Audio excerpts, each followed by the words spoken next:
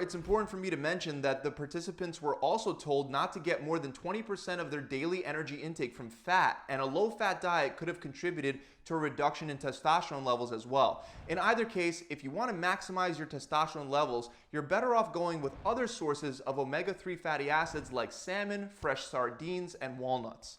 Let's move on to cooking oils that are high in polyunsaturated fatty acids. These include things like soybean oil, vegetable oil, corn oil, sunflower oil, and margarine, just to name a few. Most cooking oils used today are processed, so many times they go through either bleaching, degumming, or deodorizing.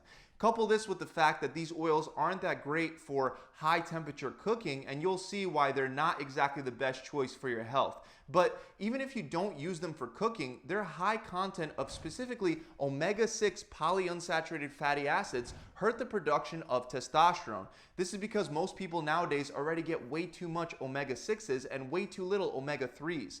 Not only does this create inflammation throughout the body and increase your risk of various chronic diseases, but a high omega-6 polyunsaturated fat intake may lower testosterone. In a study where researchers looked at how different nutrients influenced hormonal health, they found that the more dietary fat the participants ate, the higher their testosterone was.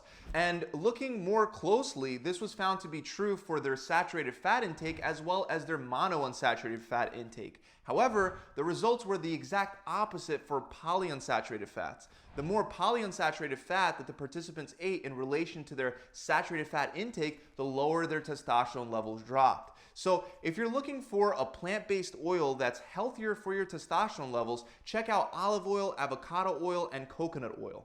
Next up is mint. That's right, while herbs from the mint family like spearmint and peppermint smell great, they're not that great for testosterone. At least that's what the rat studies and a very small human study indicates.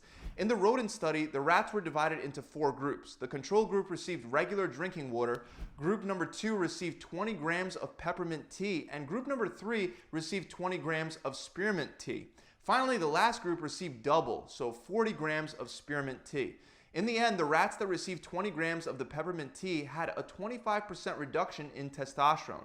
Group number 3 that received 20 grams of spearmint tea had a 69% reduction in testosterone. And finally, the last group that had 40 grams, so double the spearmint tea, experienced 123% lower testosterone levels.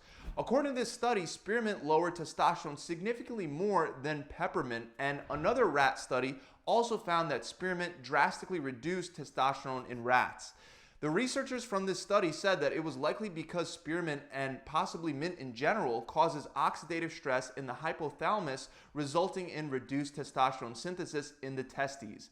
Unfortunately, there are no large studies on how mint influences male humans. However, research does indicate that spearmint can lower testosterone in women that have elevated androgen levels, which cause them to suffer from excessive facial hair growth.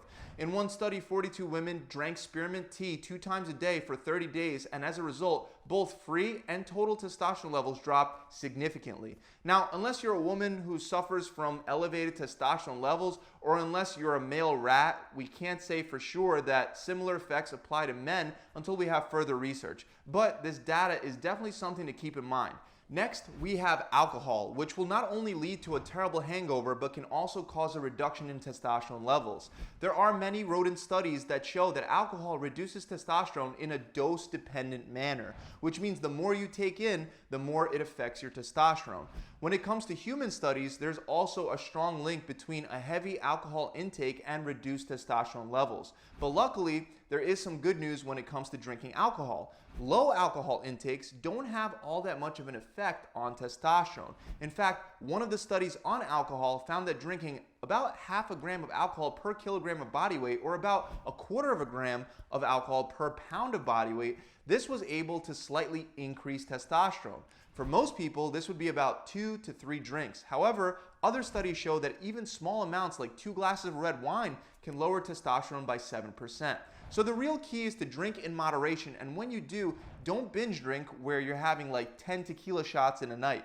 The dose is what makes the poison here, so do your best to limit your alcohol intake.